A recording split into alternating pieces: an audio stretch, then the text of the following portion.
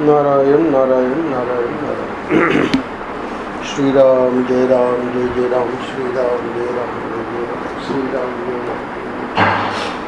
12 सितंबर। आनंद रस रत्नाकर, विलक्षण चिकित्सा।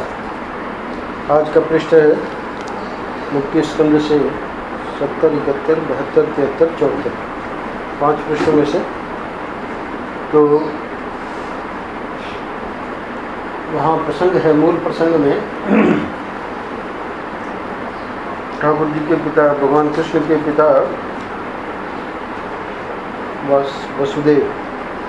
तो वसुदेव जी को वैसे तो भगवान ने भी उपदेश तो कर ही दिया था, पर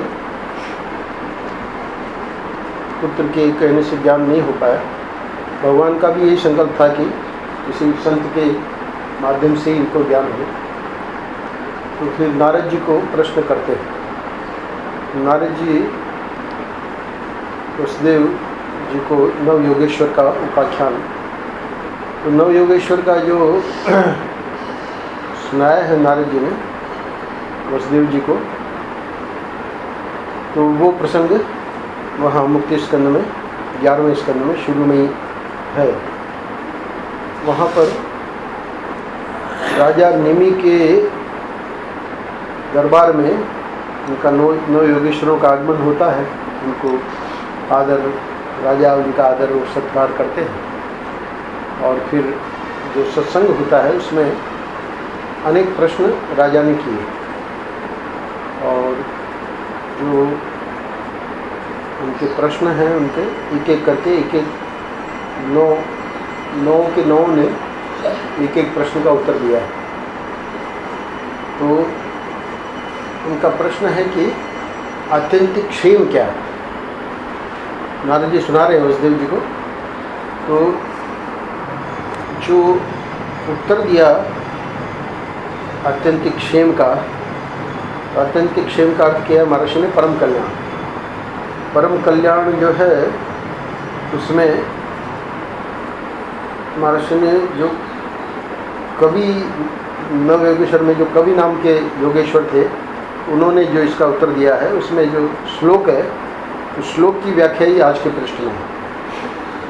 तो वहाँ महर्षि ने 4 प्रश्न श्लोक की व्याख्या को समझाने के लिए बहुत सुंदर उसकी व्याख्या की है। ये हमारे श्रवणानंद जी प्राय मुक्ति स्कंद में जब भी सुनाते हैं भागवत, इस श्लोक को जरूर सुनाते हैं। और ये महर्षि की शैली में ही कि रोग का कारण क्या है, रोग का स्वरूप क्या है, औषधि क्या है और स्वस्थता के लक्षण क्या है। तो किसी भी रोग के बारे में 4 चीज़ों का जानना जरूरी है।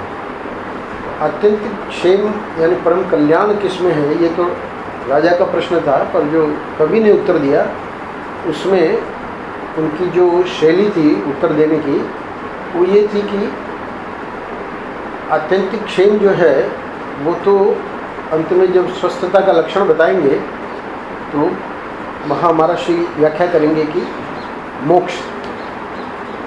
तो आत्यंतिक क्षेम तो मोक्ष ही है, अपना यानी जन्म मरण से हमेशा के लिए छुटकारा, यही आत्यंतिक क्षेम है। तो रोग का कारण क्या है उसको भी महर्षि व्याख्या करेंगे। मूल श्लोक में ही वो बात आ गई है, एक ही श्लोक में 4 बातें आ गई हैं। और स्वरूप क्या है, रोग का लक्षण क्या है, रोग का कारण क्या है, रोग का स्वरूप क्या है, औषधि क्या है और स्वस्थता का लक्षण क्या है। राजा अच्छा, नव योगेश्वर भी महर्षि ने वहाँ मुक्ति स्कंद में बताया है कि प्रियव्रत के वंश में आगे चल के ऋषभदेव जी हुए, जो कि भगवान के अवतार थे। ऋषभदेव जी के ही 100 पुत्रों में जो सबसे ज्येष्ठ पुत्र थे राजा भरत, जिनको राज्य दिया ऋषभदेव जी ने, वही राजा फिर भरत मृग का उनको लेना पड़ा, आसक्ति के कारण मृग का जन्म लेना पड़ा, और बाद में जड़ भरत के रूप में उन्होंने रघुगण का कल्याण किया था। तो इन्हीं के भाइयों में से ये 9 भाई जो है वो शुरू से ही विरक्त होके और बड़ा परिश्रम करके उन्होंने भागवत में ये विशेष वहाँ जोड़ दिया है, इस स्थिति को प्राप्त किया। तो 9 के 9 भाई जो है सिद्ध महापुरुष थे। तो ये राजा भरत के भाइयों का ही वर्णन है, 9 योगेश्वर जो है। तो राजा निमि ने सर्वप्रथम 9 योगेश्वरों से आत्यंतिक क्षेम संबंधी जिज्ञासा की। आत्यंतिक माने जिससे बढ़कर दूसरा कोई ना हो, और क्षेम मतलब कल्याण ही है, तो आत्यंतिक क्षेम यानी परम कल्याण। 9 में से कवि नाम के महात्मा ने कहा, ये 11वें स्कंद के 2 अध्याय का 33वां श्लोक है। मन्ये कुतश्चित् भयमच्युतस्य पादाम्बुजोपासनमत्र नित्यम उद्विग्न बुद्धेः असदात्म भावात् विश्वात्मना यत्र निवर्तते भी। अर्थ कर दिया है। राजा कवि कह रहे हैं राजा को, हे राजा, भक्तजनों के हृदय से कभी दूर न होने वाले अच्युत भगवान के चरणों की नित्य निरंतर उपासना ही। हे राजन, भक्तजनों के हृदय से कभी दूर न होने वाले अच्युत भगवान के चरणों की नित्य निरंतर उपासना ही इस संसार में आत्यंतिक क्षेम है। तो यहाँ पर तो वो जो नित्य निरंतर उपासना है उसी को आत्यंतिक क्षेम बता रहे हैं, और उसका दूसरा लक्षण बता रहे हैं, सर्वथा भय शून्य है। इसी से फिर महर्षि अंत में कहेंगे कि वो क्या स्थिति है, बोले मोक्ष। ऐसा मेरा निश्चित मत है।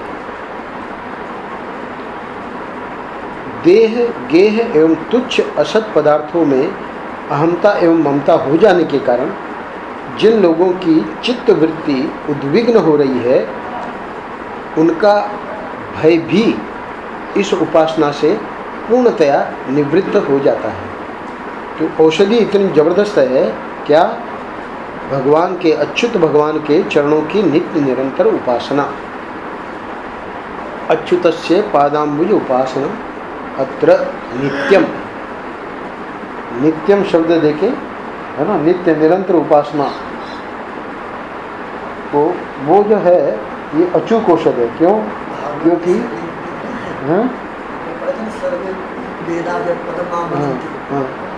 भागवत में पाद कह दिया, में पद कह दिया। हाँ हाँ,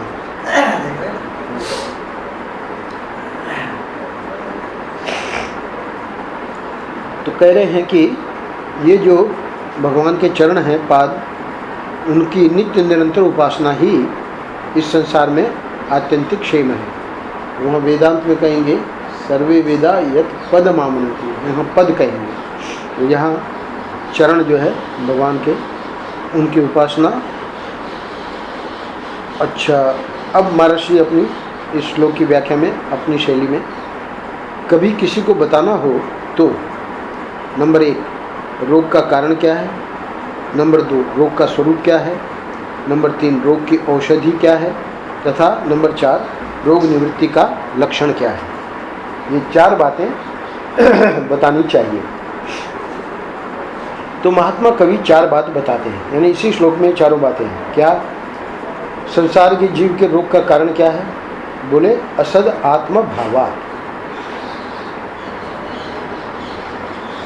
उद्विग्न बुद्धे है असद आत्म भावात्। दूसरी पंक्ति में जो है असद आत्म भावात्, यही रोग का कारण है। क्या?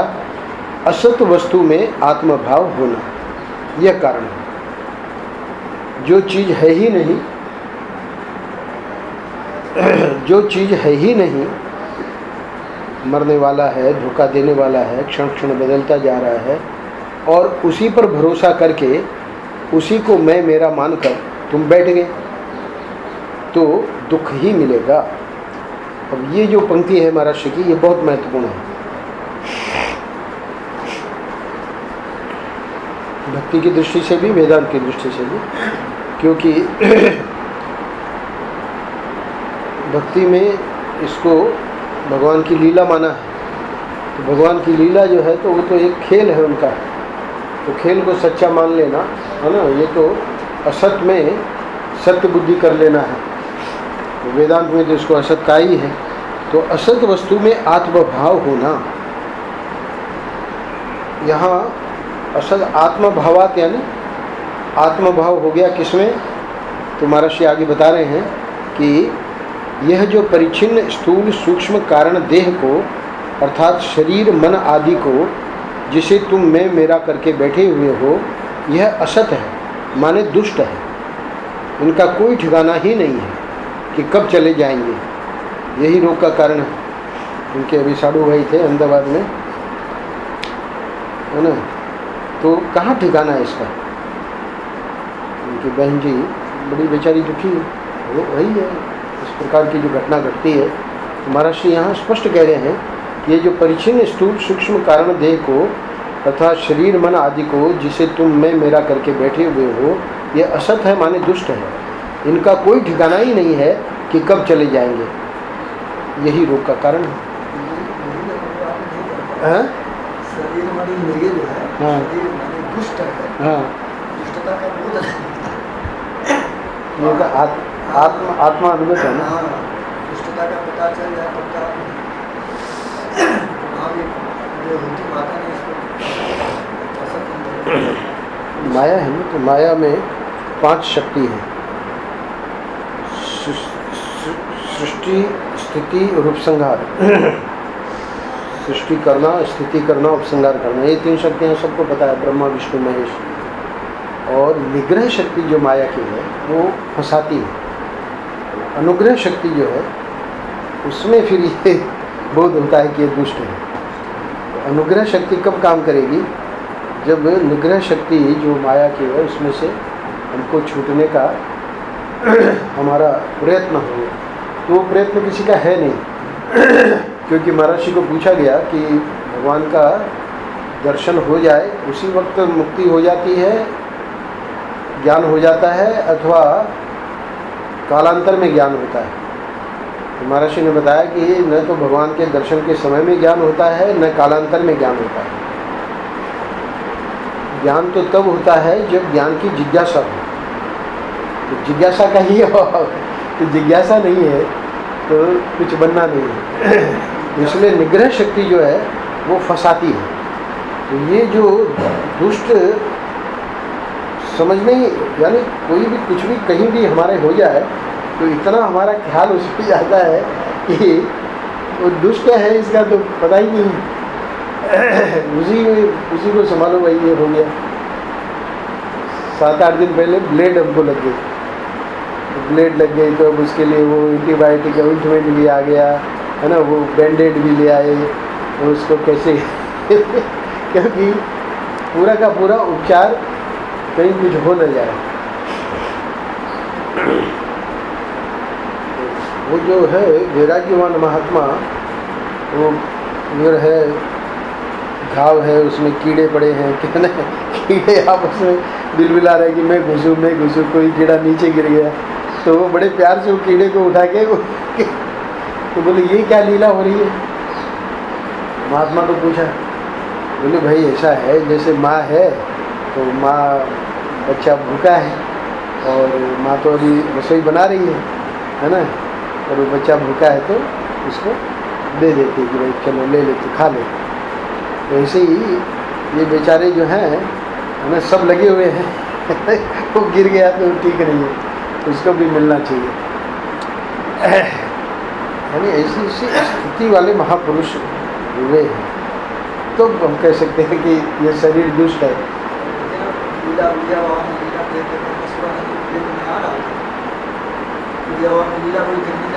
हाँ, लग गई, चोट लग गई। हाँ हाँ, आधा घंटा 1 घंटा तक सब जगह फोन कर रहे हैं, डॉक्टर गीता को, विजेंद्र को, विद्याधर को, कोई नहीं है सामने, नहीं कुछ नहीं, 500 कहा है उसी को ले मान लिया। ये नियमन पार हो आधे 45 मिनट के बाद विद्याधर आया, नहीं हुए। आप जानते हैं परमेश्वरानंद जी दुबले पतले आते हैं, बहुत विलक्षण है महापुरुष। तो इसलिए ये जो है ये शरीर दुष्ट है, ये तो निग्रह शक्ति फंसाए हुए है व्यक्ति को। अनुग्रह शक्ति अब ये धीरे धीरे काम कर रही है कि थोड़ा सत्संग हमारे जीवन में उतरे, तो बातें समझ में आवे। तो ये बता दिया रोग का कारण। हाँ, तो इसीलिए जिज्ञासा का जो स्वरूप है वो यही है कि ऐसे महापुरुषों का संग अथवा उन्होंने जो बताया है उसका जो पठन पाठन चलेगा तो कहीं कहीं कभी न कभी कोई न कोई है ना। रोग का स्वरूप क्या है? कह रहे हैं कि अर्थात आपको तकलीफ क्या होती है। यहाँ इसका बड़ी बढ़िया चुटकी लिए महाराज जी ने बोले कि महाराज हमको तो कोई तकलीफ नहीं होती, आप ही कहते रहते हो कि तकलीफ है तकलीफ है। हम तो मज़े से कमाते हैं, खाते हैं, भोगते हैं। अब आप जब कथा सुनाने लगते हैं तब ये सिद्ध करते हो कि हम बड़े दुखी हैं। तो हमको कभी कभी शंका हो जाती है कि हम सचमुच दुखी हैं क्या। तो हम महाराज जी चुटकी लेके फिर मूल प्रसंग पे आते हैं कि रोग का स्वरूप क्या है। तो रोग का स्वरूप हम समझ लेंगे, महाराज जी ने जो आगे व्याख्या की उससे। मूल श्लोक में है उद्विग्न बुद्धे है असदात्म भावात्। तो असदात्म भावात् तो रोग का कारण है। उद्विग्न बुद्धि जो है यही रोग का स्वरूप है। क्या करें? हाँ, कार्य। तो रोग का स्वरूप क्या है? बोले ये जो कारण है उसका कार्य है क्या? उद्विग्न बुद्धि है। तुम्हारी बुद्धि में जो उद्वेग है, जैसे किसी पागल आदमी को घर में बंद कर दो और वह बार बार उचक उचक कर देखे कि किस रास्ते से कूद पड़े, वैसे ही तुम्हारे हृदय में जो तुम्हारी बुद्धि बंद है वह कभी आँख के रास्ते, कभी नाक के रास्ते, कभी जीभ के, है ना, तो कभी कान के रास्ते बाहर भागना चाहती। अगर घर में उसको सुख शांति होती तो यह बाहर भागने के लिए हर समय उतावली क्यों रहती?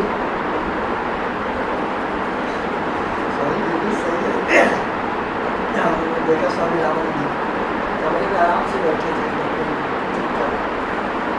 शिव स्वरूप हम लोगों ने जबरदस्ती में बिहारी चलिए जो भी आता है बिहारी दर्शन करने जाता है, चलिए चलिए करके ले गए। तो फिर खड़ा करा दिया, तो भी अपना स्फूर्त होने लगे भगवान के साथ बड़े भाव से। 5 मिनट भी नहीं हुआ, शिव स्वरूप के साथ चलो चलो भाई। हम लोगों ने मतलब हाँ ठीक से अपने दर्शन नहीं करता है। स्वामी जी को बार बार 2 बार 3 बार कहे तो स्वामी ने डांटा मैं तो चैन से कमरे में बैठने दिया। तो यहाँ है दर्शन करने आया तो ठीक से दर्शन करने भी नहीं देता है।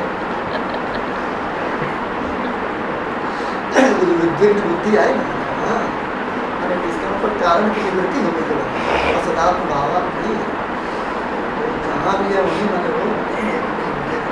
तो प्रभु जी महाराज से समझा रहे हैं कि भाई तुम तो कहते हो कि कोई तकलीफ हमको नहीं है, पर ये तकलीफ तो है ही है कि बुद्धि जो है वो शांति से नहीं बैठी है अंदर और बाहर भागने के लिए हर समय उतावली क्यों रहती है।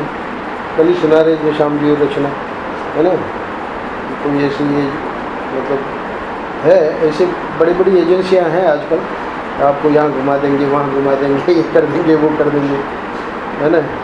तो अपना उसको दिया ये दक्षिणा, यहाँ भाई हमको तो ये क्या है कि बाहर सुख शांति तो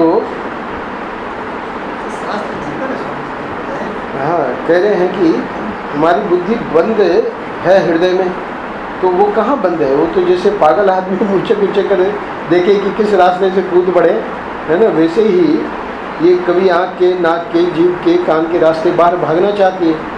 अगर घर में उसको सुख शांति होती, ये मुख्य बात ये है, तो ये बाहर भागने के लिए हर समय उतावली क्यों रहती?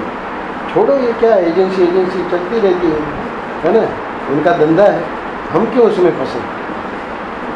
पर अगर घर में उसको सुख शांति होती तो ये बात बनती, पर वो सुख शांति तो है नहीं, तब ये बाहर भागने के लिए उतावली। तो ये इसका लक्षण हो रहा है कि रोग है। जो ऊपर बताया कि बोले हमको कोई तकलीफ नहीं है ना, हम तो मज़े से कमाते खाते भोगते हैं, है ना, वो बात सही नहीं है, रोग है। तो तुम्हारी बुद्धि पागल हो गई है, यह रोग का स्वरूप है। ब्रह्म जी महाराज कह रहे हैं कि यही रोग का स्वरूप है कि जो है बुद्धि, हाँ उद्विग्नता ही पागल। अच्छा अब दवा बताइए। अब जो भी है रोग आपने बता ही दिया, तो ये तो हम मानते हैं कि ये रोग तो है हमको भी। पहले तो पता नहीं लग रहा था कि भाई सब ठीक चल रहा है, और आपने ये समझा दिया तो ये तो बात जरूर सच्ची है कि घर में सुख शांति नहीं है, बाहर भागने के लिए उतावली तो रहती है। तो बोले कि चलो ठीक है, अब सुनो दवा। अब इसकी दवा क्या है? बोले कि दवा है अच्युतस्य पादाम्बुज उपासनम। मन्ये कुतश्चित भयम अच्युतस्य पादाम्बुजोपासनम। ये जो है ये रोग की दवा है। अच्युतस्य यानी भगवान का नाम है अच्युत, और पादाम्बुज, पाद यानी उनके चरण, अम्बुज यानी कमल, चरण कमलों की उपासना। इतनी बढ़िया व्याख्या की है महाराज ने दवा की। माने हृदय में चलो और वहाँ जो अच्युत भगवान बैठे हुए हैं, कल श्याम जी सुना रहे थे कि और सब भूल जाए तो भूल जाए, पर एक बात नहीं भूलनी चाहिए। महाराज का 1 जनवरी में है, तो क्या बात नहीं भूलनी चाहिए? हम समझते हैं कि और सब बातें भूल जाए तो भूल जाए, परंतु ये बात भूलने लायक नहीं है कि यह जो हमारा मनुष्य शरीर दिखलाई पड़ता है, इसके भीतर जो समष्टि का स्वामी है वह परमेश्वर बैठा हुआ है। तो ये बात नहीं भूलनी है, और सब भूल जाए तो भले भूल जाए। तो ये समष्टि का स्वामी परमेश्वर बैठा हुआ है। अब महाराज जी उधर ध्यान ले जा रहे हैं कि हृदय में चलो और वहाँ जो अच्युत भगवान बैठे हुए हैं उनका जो चरणारविंद है उसकी उपासना करो। अभी तो बस संसार की ओर ही दृष्टि है, इसलिए बुद्धि उद्विग्न है, पर इसकी जो औषधि है वो ये है कि वो जो बैठे हुए हैं उनके जो चरणारविंद है उनकी उपासना करनी है। हृदय सन्निविष्ट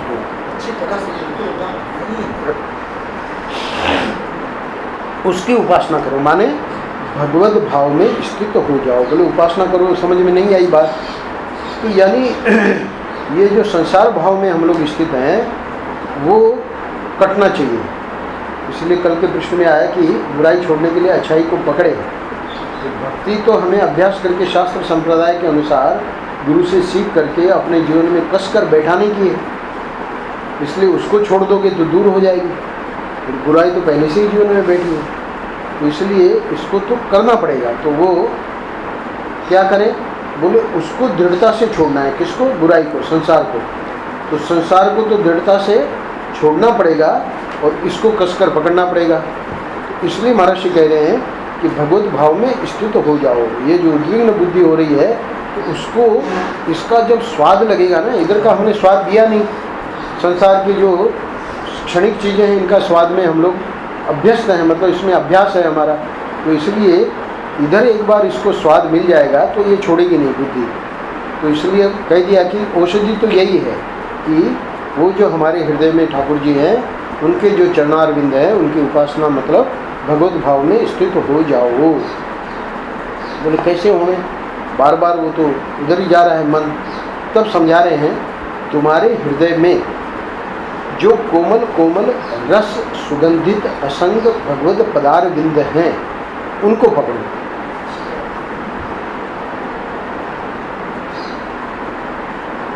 चरण कमल कहा ना, तो कमल जो है वो असंग रहता है, इसलिए असंग भगवत पदारविंद है। और कमल की जो उपमा दी है तो कमल में कोमल कोमल रस तो होता ही है और सुगंधित भी होता है। तो ये सब विशेषण यहाँ महर्षि एक जगह लिया है कि तुम्हारे हृदय में जो कोमल कोमल रस सुगंधित असंग भगवत पदारविंद हैं उनको पकड़ो। जैसे अभी भी बात पकड़ में नहीं आई और सरल करके समझा रहे हैं, जैसे औषधियों का रस निचोड़ कर लेते हैं। ये जो वैद्य लोग होते हैं है ना, तो रसायन बनाते हैं। तो रसायन क्या करते हैं? औषधियाँ लाते हैं है ना जंगल से, और उसका रस जो है जड़ी बूटियों का उसको निचोड़ कर और लेते हैं। तो चलो ठीक है, वो तो उपमा तो ठीक है, आपने जो दृष्टांत दिया। यहाँ क्या करें? बोले कि वैसे यहाँ पदाम्बुज का रस पान करो। ये जो भगवान के चरण कमल हैं उनका रस पान करना है, यही रोग की दवा है। है पादाम्बुज। पादाम्बुज। हाँ हाँ, तो पादाम्बुज है, पदाम्बुज गलत है, पादाम्बुज। तो ये बात यानी ये भी चलेगा। अच्छा चलेगा, हाँ ठीक। तो यहाँ मुख्य बात ये समझनी है कि ठाकुर जी हमारे हृदय में ही है, ये भी बात बार बार हम सुन रहे हैं, है ना, धीरे धीरे बुद्धि में भी आ रही है। और ये उद्विग्न बुद्धि का जो इलाज बताया है ना, रोग का कारण भी बता दिया, असद्भाव से हमारा जो तादाद में है ना, तो रोग का कारण समझ में आ गया, रोग का जो लक्षण है वो समझ में आ गया। तो अब औषधि का पान जो है वो तो हमको ही करना पड़ेगा। तो औषधि यहाँ वैसी कड़वी नहीं है, रस की उपमा दी है ना, तो रस जो है उसके लिए तो हर व्यक्ति लालायित रहता है। तो इसलिए जैसे जैसे व्यक्ति अंतर्मुख होगा और अपनी साधना करेगा, तो इसलिए महाराज ने कल बताया कि भक्ति तो हमें अभ्यास करके शास्त्र संप्रदाय के अनुसार गुरु से सीख करके अपने जीवन में कसकर बैठाने की। तो गुरु सिखाएंगे भाई इतना मंत्र तो, इतना जप तो करना ही है। तो जब करेगा तो फिर बाद में धीरे धीरे उसमें भावना भी करनी है। जब ऐसा यांत्रिक जब इतनी माला हो गई अपनी, है ना, पूरा आज का नियम पूरा हो गया, ऐसे नहीं, फिर उसमें धीरे धीरे भावना करनी है। तो आज का जैसे पढ़ा, तो हम जब करें तो उसमें ये कैसे, किस प्रकार से भगवान के चरणों में ही वो औषधि है और वही हमको पान करना है। तो भाव से ही उसका पान करना है। तो भाव से जब उसका पान करेंगे तो वैसे वैसे हमारी अंतर्मुखता आएगी और वो अंतर्मुखता हमको भगवत भाव में स्थित करेगी, संसार भाव को काटेगी। तो ये हो गया रोग औषधि का सेवन। अब आखिरी जो है स्वस्थ का लक्षण अथवा स्वस्थता का लक्षण। तो स्वस्थता का लक्षण क्या है, इसके ऊपर हमारा शेयर अंत में बता के और आज पूरा कर रहे हैं। लक्षण यह है कि फिर कोई डर नहीं रहेगा। अकुतश्चित भयम, अकुतश्चित भयम का अर्थ है कोई डर नहीं किसी से भी। एवं एक और विशेष बात कही है, क्या, विश्वात्मना यत्र निवर्तते भी। ये जो अंतिम पंक्ति है श्लोक की, मतलब अंतिम चरण है, उसकी व्याख्या महर्षि कर रहे हैं। विश्वात्मना यत्र निवर्तते भी का अर्थ क्या है, जो तुम इस उपासना को करोगे, उपासना में ध्यान देना है कि एक तो वो निरंतर होनी चाहिए, है ना, नित्य का है, शुरू में कह दिया नित्य निरंतर, है ना।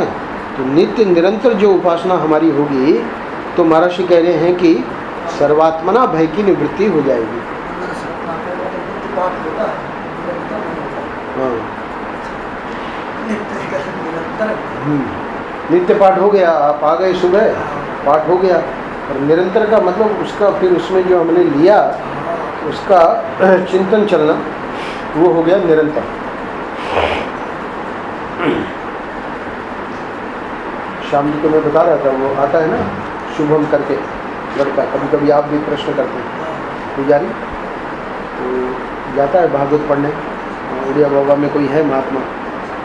तो हमने कहा कि यहाँ से जब जाओ तो जो पाठ आज होने वाला है उन श्लोकों को देख के जाओ, फिर बाद में वहाँ जब वो महात्मा करें पाठ, तो उसमें, है ना, एकाग्रता से देखो, है ना, जो किया है उसका ठीक ठीक, उसमें कोई प्रश्न हो तो, और फिर लौट के उसको फिर वापस लगाओ कि भाई 3 आवृत्ति हो गई। तो फिर निरंतर में हमने कहा जैसे घूम रहे हो, है ना, कोई काम नहीं है, तो उस समय फिर वही चिंतन चले कि आज जो पाठ किया है उसमें क्या। तो इस प्रकार तुम्हारी जब आवृत्ति हो जाएगी तो प्रसंग जो है पक्का हो जाएगा। तो हमारा नित्य तो होता है आनंद रसरत्ना का, पर निरंतर नहीं होता। हाँ, भागवत का अत्यंतिक क्षीण, तभी महर्षि ने इतनी बढ़िया व्याख्या की। अच्छी बात होती है, पहले कह दिया सबसे पहले कवि जी से। हाँ, पहला चीज नहीं तो मृत्यु स्कंद में देखे ना, 5 पृष्ठों में महर्षि ने इसकी व्याख्या की, इस श्लोक की। उसका मतलब संक्षेप में एक श्लोक, किसी की व्याख्या और हाँ, वो प्रकारांतर से मतलब पूरा उसमें लगा सकते हैं। ये सूत्र रूप है और बाकी जो है उसकी व्याख्या है। अच्छा, यहाँ सबसे बड़ी विशेषता ये है कि जो भय का बता रहे हैं, भय की निवृत्ति। हाँ ना साधन नहीं लेके भय भी हो जाए, यदि ईमानदारी से साधन को लग गया उस समय भय भी हो जाए। दूसरे साधन में भय निवृत्ति नहीं होगी, भय मिलेगा कब होगा? भागवत धर्म का वैशिष्ट है कि करते समय साधन नहीं हो, साधन नहीं गया। किसी को पता चल जाए कि भगवान के चरण में हम बैठे हैं, उसको किस चीज़ का भय है? किससे डर? साधन नहीं निर्भय करते। आपके अंतिम इसलिए जोड़ दिया अब इसलिए महर्षि यहाँ दो व्याख्या करेंगे। और कमल रस का दिया तुरंत स्वाद।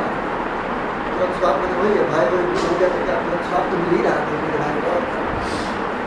तो स्वस्थ का लक्षण क्या है? बोले लक्षण यह है कि फिर कोई डर नहीं रहेगा, अकुतश्चित भयम।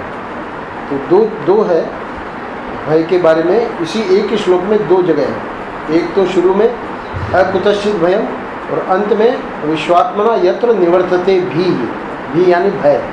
तो इसका फिर दो अर्थ कैसे करेंगे उसको महर्षि समझा रहे हैं।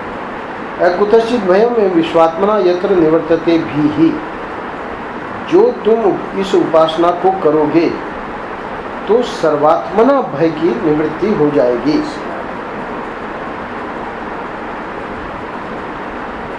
फिर कोई डर नहीं रहेगा। पहली बात, किसी भी ओर से भय नहीं रहेगा।